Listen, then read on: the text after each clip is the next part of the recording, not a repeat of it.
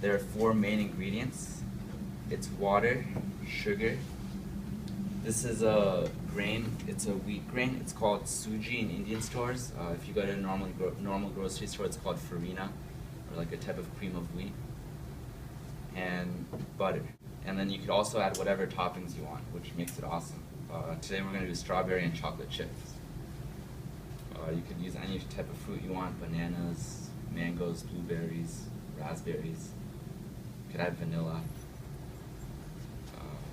I want to try adding peanut butter at some point. I think that would turn out nice. So if you guys have any questions throughout, feel free to just raise your hand and ask or speak up. So like I said, really simple. So first thing you're going to do, we have 2 pans here. I guess if you want to, I'll go ahead and turn these on for you. And we have a pot here and 1 wok here. And first thing we're going to do is put the water and sugar boiling in this pot. It's 2 cups of water. And the ratio for every time you make halwa is 2 cups of water to one amount of every other ingredient. Hey guys.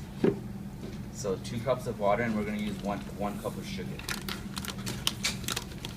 And the great thing about cooking halwa is, I think we say this for most Indian dishes, it's really easy if you make it for like 5 people, or also if you make it up to like 50 or 100 people.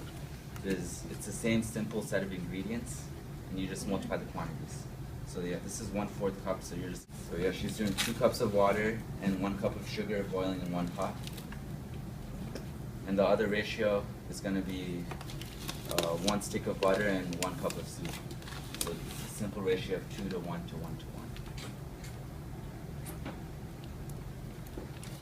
So right here in this pot we have the water and sugar. In this pot we're going to have the butter and the suji going. We're going to use 1 stick of butter, and there's a secret ingredient.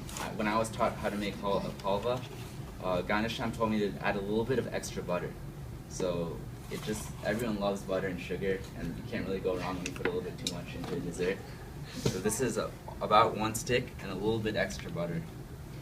And yeah, I turned it on. And one important thing to do before you put the butter straight in is to cut it into smaller pieces. It's nice and hot, so get the sizzling. And as soon as most of it is melted, we're going to throw in the suji, and that's going to be pretty much the final base ingredient after the toppings that we added in there. Like this? Perfect. Yeah, that's perfect. 1 cup of suji here. And we still have this sugar water going. It's boiling, and sugar is pretty much dissolved. If you guys can see it. Is this enough, or do you want more?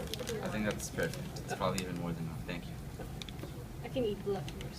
Sounds good. Okay, so now it's just Strawberries. we have this suji and butter sort of consistency, and we want to stir it until it all comes out really smooth. So just keep doing that until it's all it's all really nice, no part too liquidy or too solid.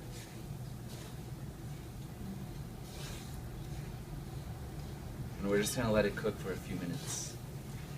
And you can see it's really simple. We have these 2 pots going. What's going to happen, after we let this cook for some time, for like a few more minutes, I think, up to 5 minutes, we're just going to combine them, add the strawberries, add the chocolate chips, and after a couple of minutes it'll settle down and it'll be ready to be served out. I'm going to add the strawberries, maybe a few more. That's the perfect amount. And then we can also add some chocolate chips. Make sure that it's not facing you. Yeah, make sure it faces everyone else.